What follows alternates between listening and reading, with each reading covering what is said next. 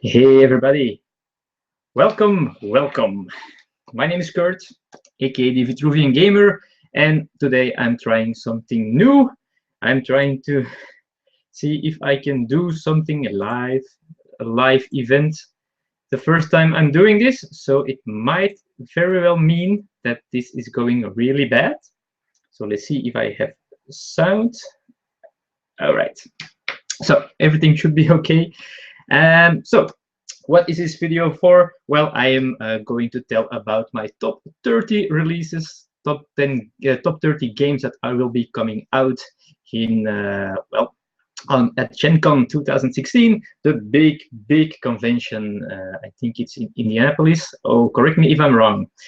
So what am I going to do? I'm going to do this live, just to do something else. Most of you will watch this later on YouTube, like you do normally on my videos. Yeah, but I wanted to try this out. Maybe for future things, I can do something live later. So it was interesting for me to try this out. So that's the plan. So I'm not going to make a too long video of this. Well, I hope so. So what I'm going to do is I'm just going to talk shortly about these 30 games. Of course, the lower ones, the lower rated ones, they will get a little bit less attention from me than the higher rated ones. So let's go and see what my number 30 is. Okay, so number 30 is Behind the Throne. Now, Behind the Throne, number 30, why?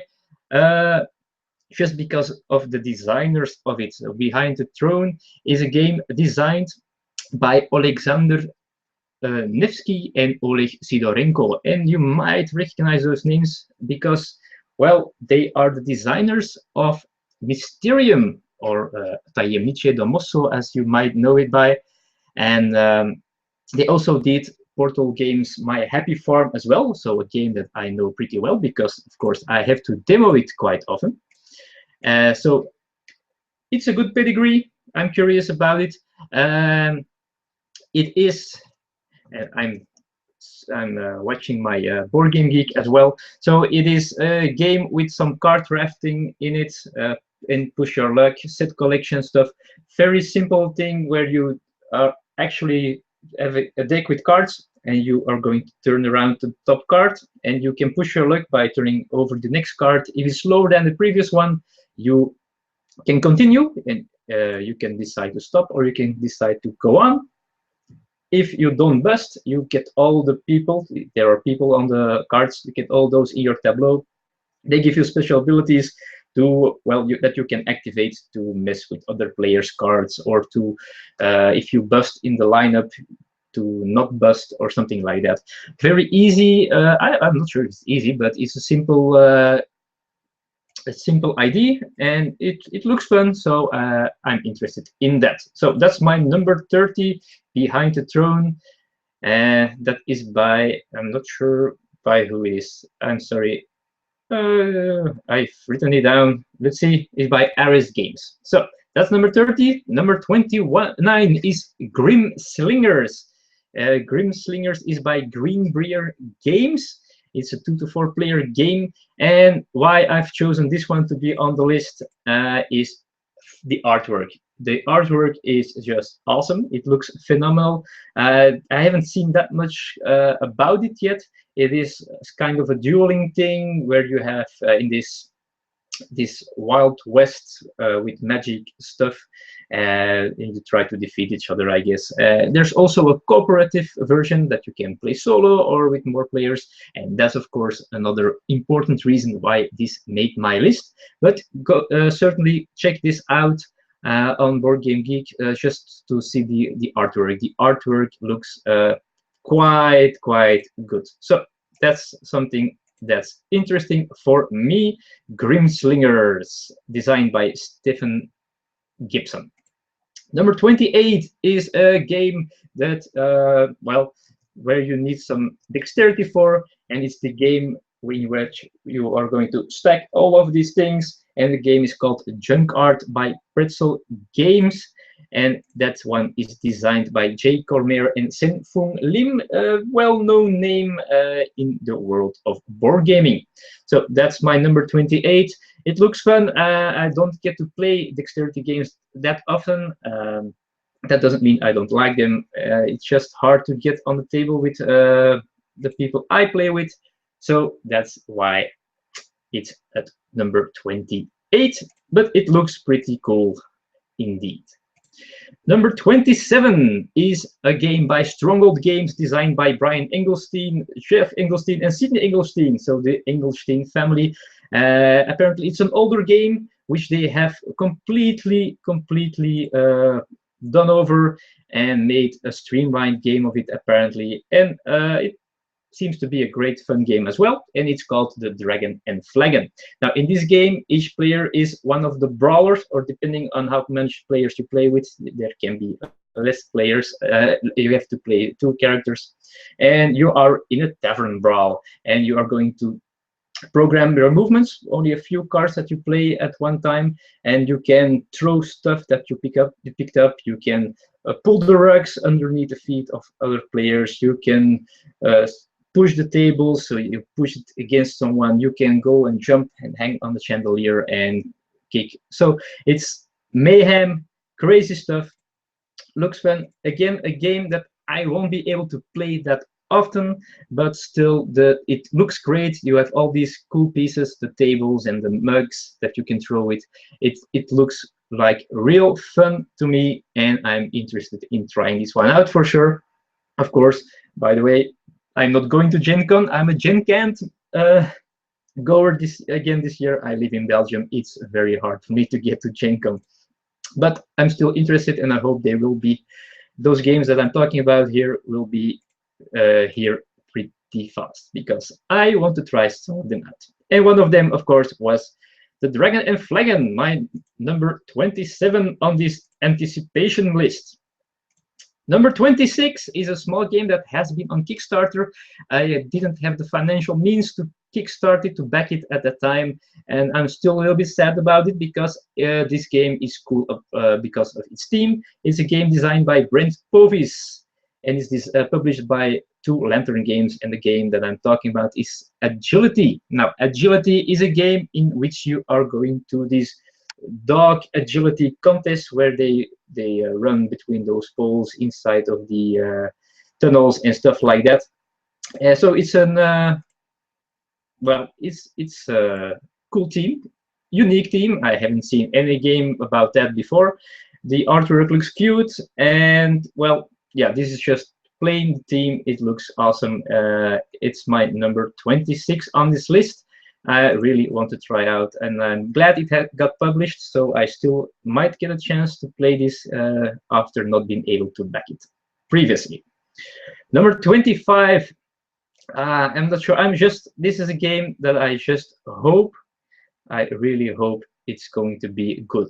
And I'm a little bit scared that it won't be, but still, I hope that Harry Potter Hogwarts Battle will be something interesting. Apparently, it's a deck building game. It is published by USAopoly, not famous for their awesome games. There is not even a designer mentioned. Oh, this is really weird in these times of the board game hobby. So normally at this moment, the designers are so important. Even the artists are important now. But well, it's not mentioned who designed this game. It looks okay. This is also just because of the theme and the mechanics, a deck building game with a Harry Potter theme. Sounds interesting, but I'm so scared that it won't be a very good game. But that's my number 25, and we'll see what that will be. Let's hope it is good. Number 24, and for me personally, this should be higher on the list, but it is just a 24 because I'm pretty sure I won't be able to play this so much, this game. And the game that I'm talking about is Beyond Baker Street. Now, the idea is awesome. You have this Hanabi-style game, so you play with your cards facing your colleagues, because it's a cooperative game, and you're trying to solve these cases, and you try to do better than Sherlock Holmes. Pretty well-known team, but the Hanabi thing makes it cool. Apparently, it is better than Hanabi because it adds the great theme instead of the quite abstract firework you're making. Now you're doing something real. But my friends, oh, most of my friends just don't like Hanabi. They don't like they just cannot get their head around the idea of giving clues and not knowing what they have in their hands. I have the game Bomb Squad in my collection. It's still in shrink. I have it for a year now. It's still in shrink because they don't like the mechanics, sadly enough, but I do. So I still hope I can play this game once in the future because for me it sounds awesome, and that's why it's my number 24. All right, number 23 on my list is Dark Dealings. This, I believe this also has been a Kickstarter game, and when I saw the preview, it didn't do much for me.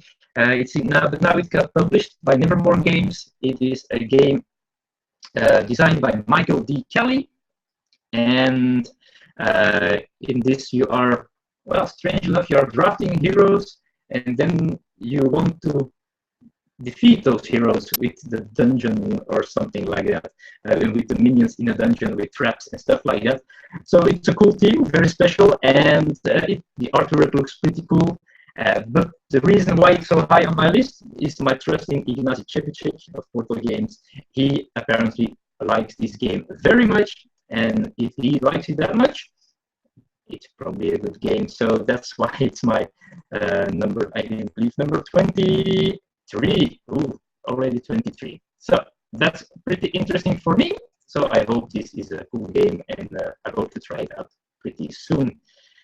All right, number 22. Also, this game, well, it's a 3 to 5 player game, so not my kind of game normally, because I love games that I can play solo or at least with 2 players, with Elisa, my girlfriend. This is a 3 to 5 player game. Another thing that's not really my cup of tea, if I'm not mistaken, this is also a little bit of messing with each other, so that's also not my thing normally, but it has a designer that hasn't done anything wrong the last years, I think, and that's Eric Lang. And the game I'm talking about is Bloodborne, the card game. And I get a message that the sound is getting bad. Let's here. Yep. Let's see if I can solve this. Right, let's see if I can solve the sound problem.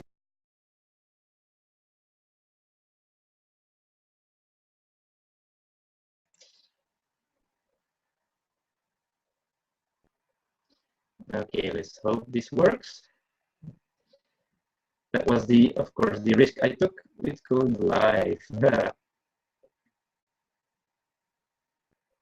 No, it's not great again. That sucks.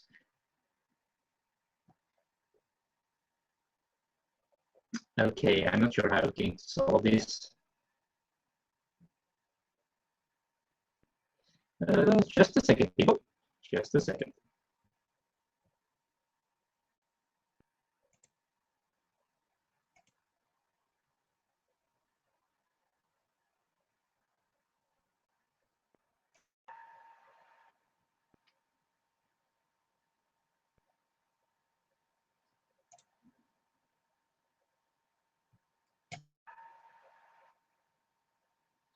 Okay, new attempt.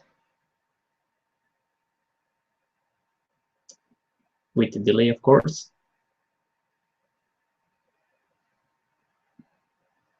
Okay, I think that sounds better. Correct me if I'm wrong. And let's talk about Bloodborne again. All right, Bloodborne. So in Bloodborne, it's kind of a push your luck stuff thingy with the IP of Bloodborne, of course, and it's designed by Eric Lang, and that's actually the most I know about it. It's by Cool Mini or Not, so a great publisher. So what can go wrong? Probably not that much. Haven't seen that much about it, honestly. I've seen a video in where he explains the game a little bit, but it was really a rough prototype still. So yeah, I'm just going by designer and by IP and publisher. So let's hope this is a good game. I hope to try it out sometime. Over to my number 21, my lucky number. And let's hope lucky number 21 is also a great game. And you're welcome, Alex. I'm glad it's solved. I have no idea what I'm doing, so I'm just hoping things are going well. So anyway, number 21 is a deck building. No, it's an adventure card game, so it's a cooperative game, which you can play also solo, which is always interesting for me. And the game is also an IP-based game. I'm talking about Goonies, published by Albano Dragon, designed by Pinchback and Riddle, Ben Pinchback and Matt Riddle. And well, I also haven't watched that many stuff of it, but it looks like a nice, simple game that you can play with family and friends, in which you, well, are the Goonies. And I have no idea. I'm not sure if I even saw the movie when I was young, so it's an unknown thing for me. But it looks cool. I know it's a popular movie, so I just hope it is a nice thing to play. It looks cool. There are some few interesting things that's going on, and I'm really curious to see how it really plays. So that's my number 21, The Goonies, the adventure card game. Number 20, so things are getting more interesting and interesting, is a game which has been hyped very much, but lately it has been getting some complaints because of some things, because it's still a little bit rough on the edges, but the idea is phenomenal. And I'm talking about Mystic Vale, the first card building game. So instead of deck building, you are building cards. So you have these transparent cards which has a picture and maybe an ability, and you can buy more cards to add in the sleeve of it, so you have more of these abilities together. It's a little bit of a push your luck element and stuff like that. The only thing is, of course, if you have 3 cards in your sleeve, your card is thicker, and if you shuffle, things happen. And that's the thing that keeps it at number 20. The idea is phenomenal. I think also the game is not the most interesting one, and the theme is not interesting at all, but the concept is awesome. This is also, by the way, designed by John D. Clare and published by AEG, and it's my number 20 most anticipated game of Gen Con. Number 19 is again only because of Mr. Eric M, and I think it's Martin Lang. I'm not sure what the M stands for.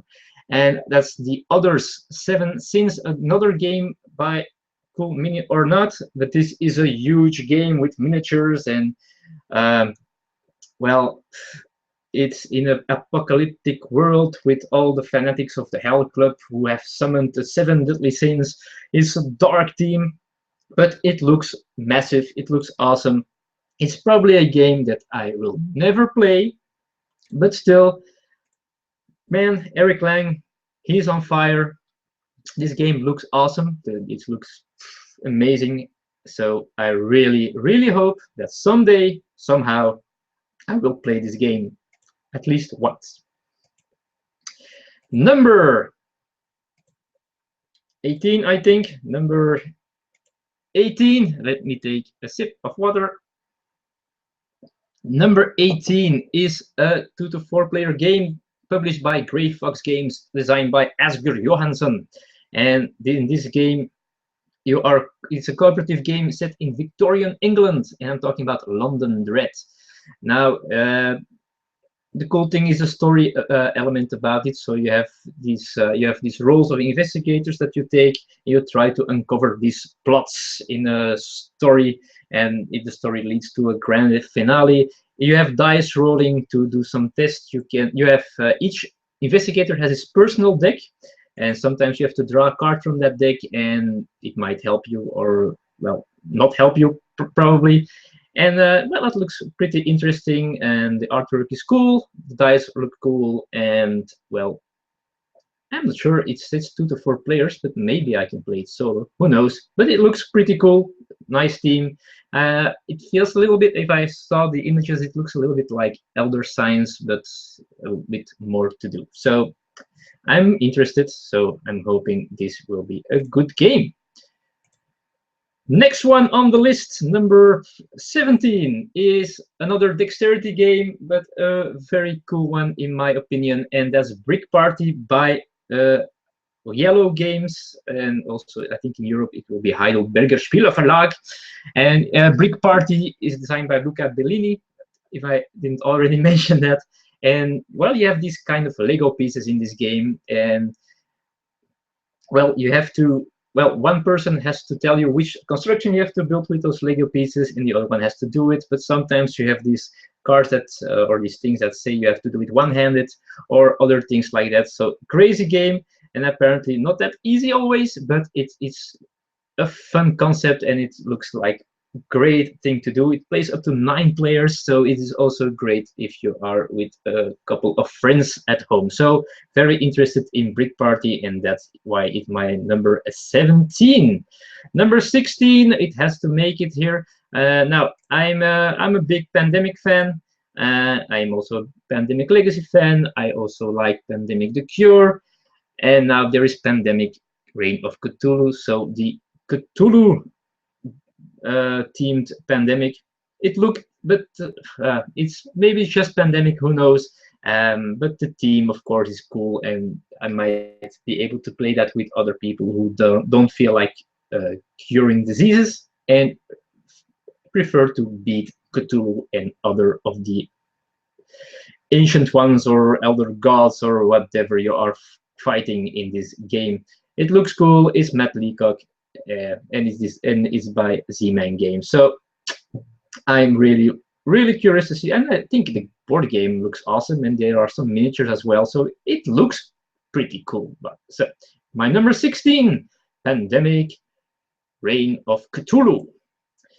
Number 15. The cool thing about number 15, well, it's a game published by Van Ryder Games. It is designed by Robert Couch, and maybe you might know that name because he and a friend of his, they have a YouTube podcast. Building the Game is called, and in that they talk about designing games, about games they played also, but mostly about designing games. And Saloon Tycoon, I heard every podcast of them, and well, I got to experience the game from start to finish in that way. So they got an idea. I think it was first with building towers or something like that, and it's in the weeks and months it changed to Saloon Tycoon, the game. And the cool thing is you are building these structures, but you can also build upwards, and that is pretty. And you have to watch go check it out on Board Game Geek. It looks pretty cool, and the theme is cool. The setting, the Saloon Tycoon setting. So really interested in seeing how it worked out. I was there at its birth of only this small idea, and now it's a complete full game, and it looks pretty neat. So that's my number 15, if I keep count correctly. Number 14 is probably one of the heaviest games or most complex games that's hidden on the list. It's a Euro game.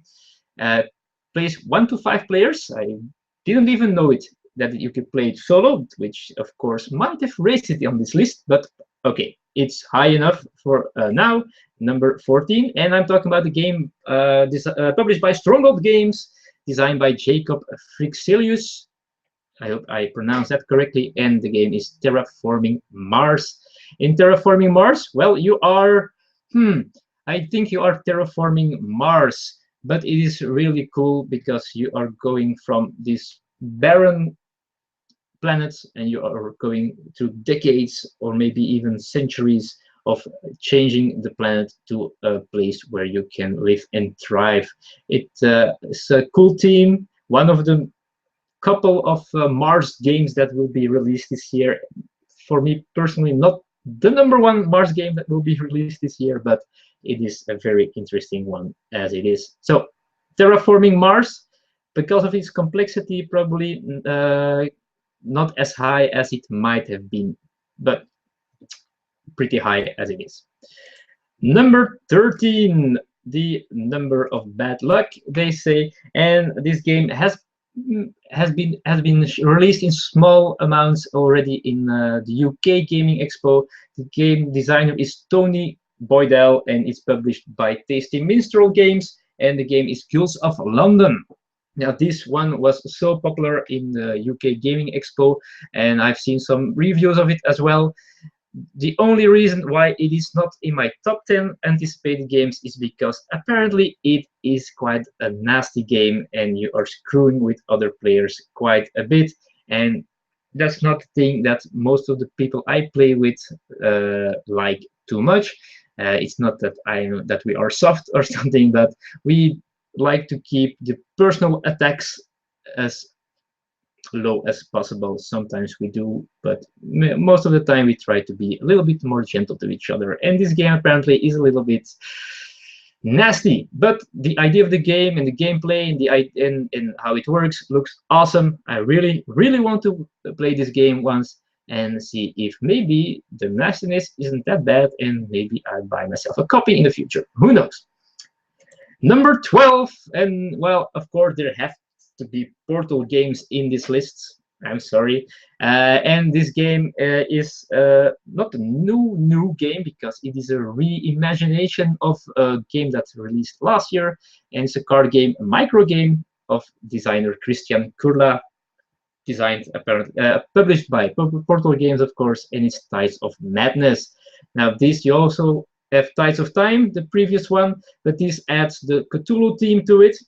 So now you have more stuff to keep an eye on, because now you can have madness tokens, and if you have too much madness tokens, it's game over. You lose the game, and bye-bye, victory. The artwork is awesome. I had a chance to play it a few weeks ago, and the artwork is just phenomenal. The artwork of Tides of Time was superb. This even surpasses it. I didn't know that what would have been possible, but it does, and it's just a great little game. So, Tides of Madness, my number 12. Awesome. Number 11, just didn't make it to the top 10, and again a game by Eric Lang, but now together with Kevin Wilson, and published by IDW and Third World Studios. Now, this game is I think it's a quite light game, in which you are activating things on your tableau. You have these tiles on your tableau which you can activate, but you can buy other tiles, and then you can make change in your actions, which looks pretty cool, and that makes it a little bit more thinky than it looks like, I think. So I'm really curious on how it works. The artwork is cool. The theme is so generic. It's just fantasy mage stuff. Well, learn spells and do whatever you want with them, but it looks pretty fun. It is a light one. I always like light games as well, because I don't play with real gamers all the time, so I love to have myself some lighter games, and this is my number 11 anticipated game, a lighter game by Eric Lang and Kevin Wilson. Number 10, we have reached the top 10 of most anticipated games of Gen Con 2016, and my number 10 is a game that gets very much loved.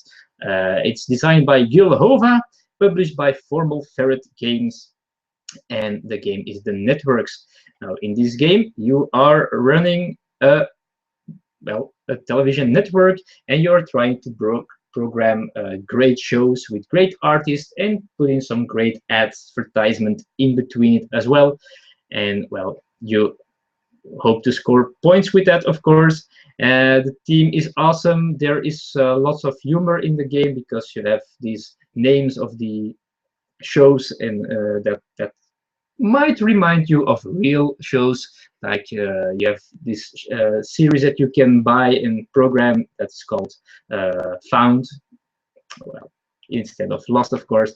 And so I like that kind of details. And well, it looks great. The reviews are great at this moment, so I want to try it out. So The Networks, my number 10 anticipated game of Gen Con 2016.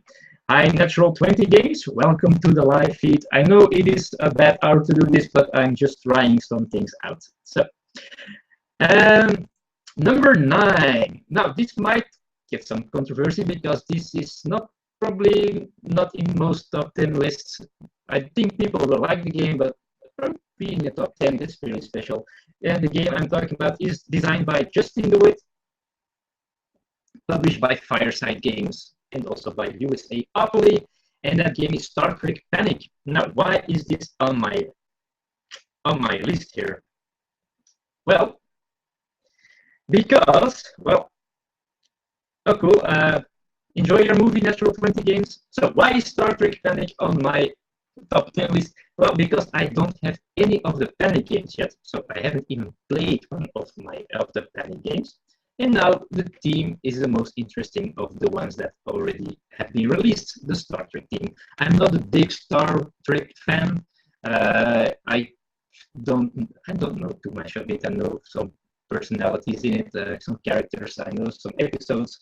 I am not tricky at all. I do like the team. So it looks awesome. It has added some more things in which you can turn around your Enterprise, and you have these shields you have to defend yourself with and stuff like that. So the game just looks fun. Again, a cooperative game. Again, you can play it solo. Again, not too complex, so it's pretty interesting for me. Okay, so number 8, another game by Stronghold Games, and apparently also a re-implementation. So we're working on an older game designed by Guillaume Doré, Antonio Susalara, and the game is called City of Spies, Estoril 1942. In this game, you are playing, I think, well, you have a secret organization, and you want to grow it to be the most influential, and well, you are moving around or playing cards and stuff like that. Honestly, I haven't seen too much of it, but the artwork looks cool. The theme is awesome, and I just wanted to know how it works. It's kind of an area control thing with some smart ideas in between it, with some deck and pool building, and this module board that looks pretty cool. So it's just a game that caught my eye and that I'm really curious about. So I hope that it will be here in Europe pretty soon. This is one I want to try out very much, apparently because it is my number 8 on this list.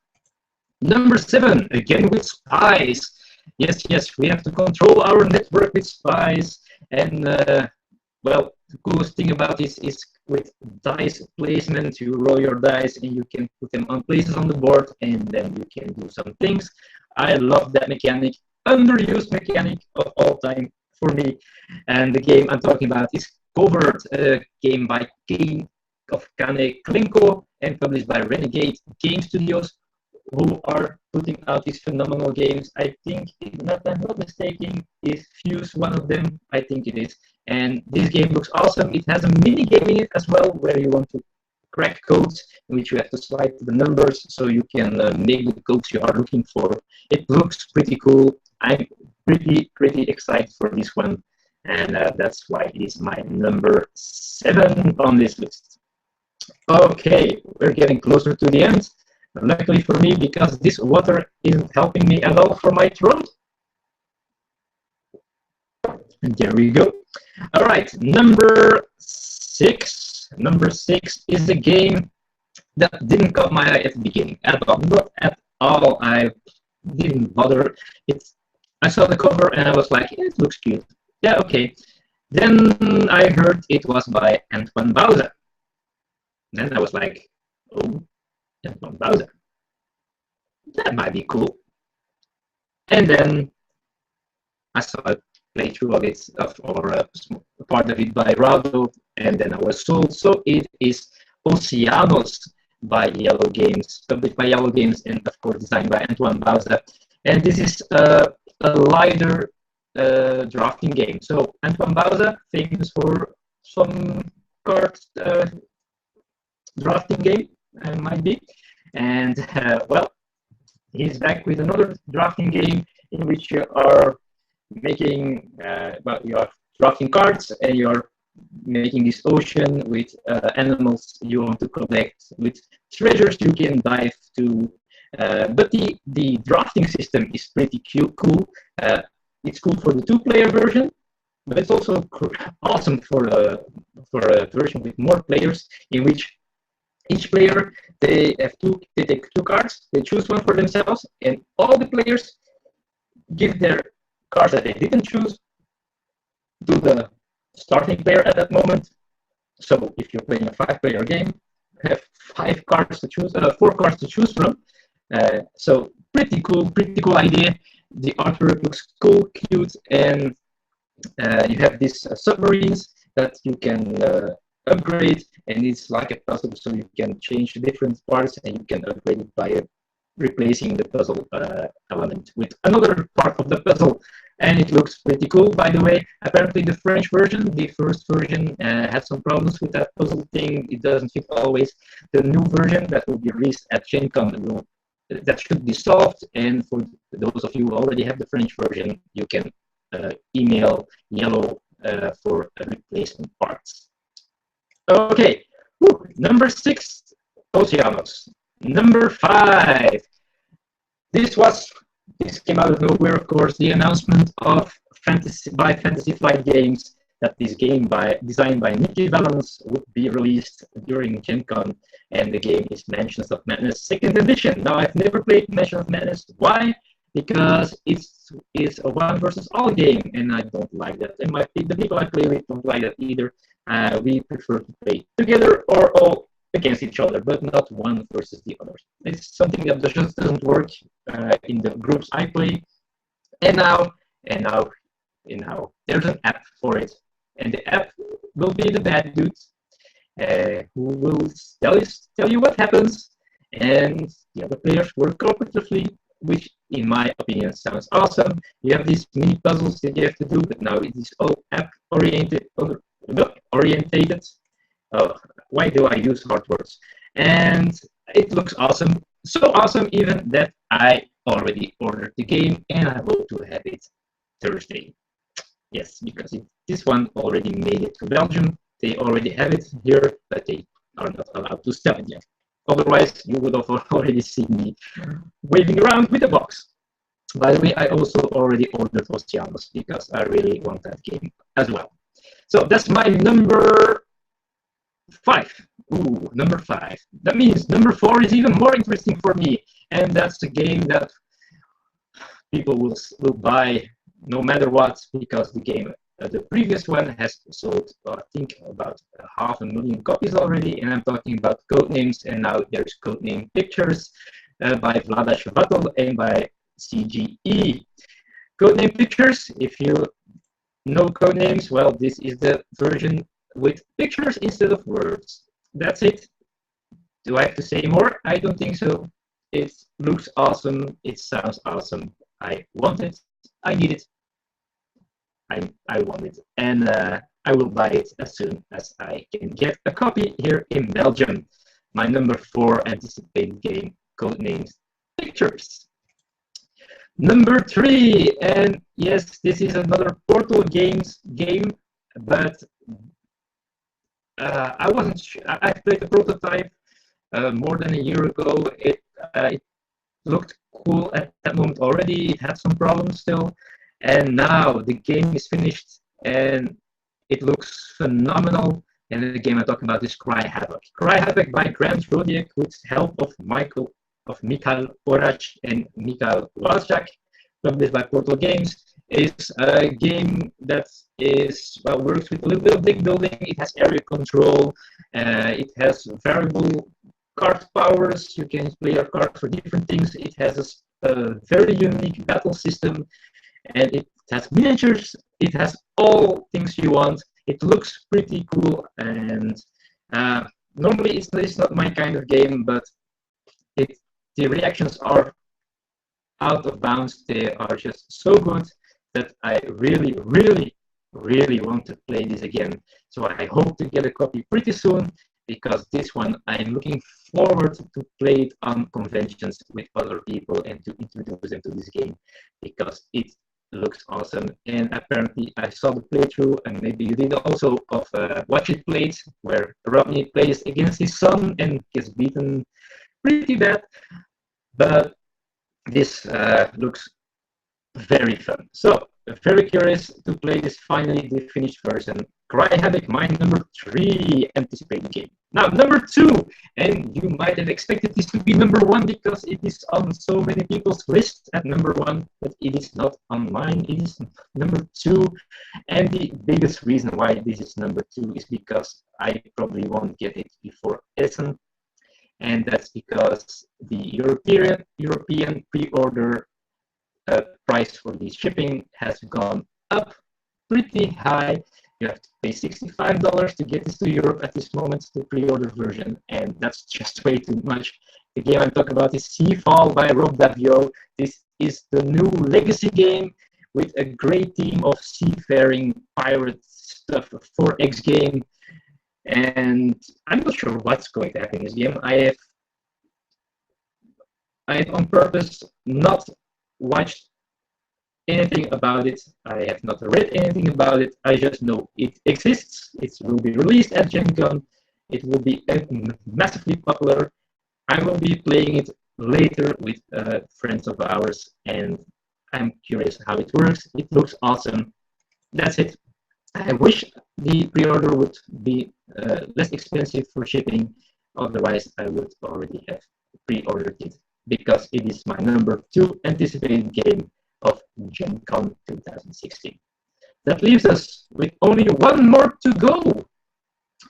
My number 1 anticipated game, and I don't think that will be on anyone's list at number 1, but for me and my girlfriend, this is the number 1 game of Gen Con, and that is Legendary Encounters, a Firefly deck building game. This is, of course, by Upper Deck Entertainment, designed by Ben Chichowski and Danny Mandel. I think it's like that. This is another legendary game, another legendary encounters game, because you have two things in legendary. You have the legendary Marvel system and you have the legendary encounter system. Encounters, in my opinion, adds more to the game. You have these roll cards, you have more things that happen. Now, apparently in this game, you also have the Firefly, which can be attacked by the Reapers. Reapers? Oh crap, the Reapers. Okay, help me. And well, this team is awesome. The series are awesome. And we have Firefly, the game.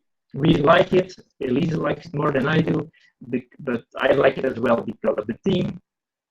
And now there is a, well, I love legendary aliens, legendary encounters aliens. So I'm pretty sure we are going to love legendary encounters Firefly deck building game. So for us, that's our number 1 anticipated game of Gen Con 2016. Woo! That's the list, people. That's the list. 30 games. Now, there are probably lots of games that I didn't mention. I can think of one. It's a big one. Sight. I didn't mention Sight. I got a chance to play it, and it is a great game. It is an awesome game. It's not one that I would buy. So it's not my kind of thing. No, but it's an awesome game. So if you like that kind of games, you have to get Sight because it is just plain awesome. It looks amazing, but it is not my kind of game. I tried in this list to only put games in there that are for sale at Gen Con. So there are many games that are in demo there that will be released later this year or maybe even next year. There are plenty of games that will be for Essen Spiel 2016, and honestly, I'm even looking forward more to that convention than to Gen Con because there are a few games that will be there that really excite me. So, but anyway, Gen Con 2016 for you going will be awesome. There are plenty of awesome games coming out. I managed to tell about 30 ones that interest me. So if I buy them all, then I'm broke. So I have to make choices. I hope I can play some of them before I have to buy them. And there are many other games as well that didn't make the list. So, people, I'm going to end it here because I am tired. I am sore right over here. This was something I wanted to try, the live thing. I know it is a bad timing. In Belgium, it is now 2:20 p.m. That means in the United States, where I have the most of my viewers and followers, it is still very early in the morning, so they won't be watching, but still they can watch it later. I just wanted to see if this thing works. Feel free to put in the comments all kind of things. Feel free to talk about the games that you are excited for at Gen Con, which is almost there. Feel free to tell me why I'm right or why I'm wrong with certain games to put on this list. Tell me what you are looking forward to. Tell me also what I should change about these live things. This was a tryout. I might do more in the future. I have some ideas, but I just have to do a tryout once. So this is that tryout, and I hope everything is okay. We had some sound problems. I hope that has been solved for the rest of the video. And well, thanks all for watching. I hope you found this interesting enough. Me talking about 30 games, 31 if you count side with it. And well, I hope to see you in the future. Feel free to subscribe if you haven't already. We are getting close to 500. I'm so excited if we ever reach that number 500, which we are going to do apparently.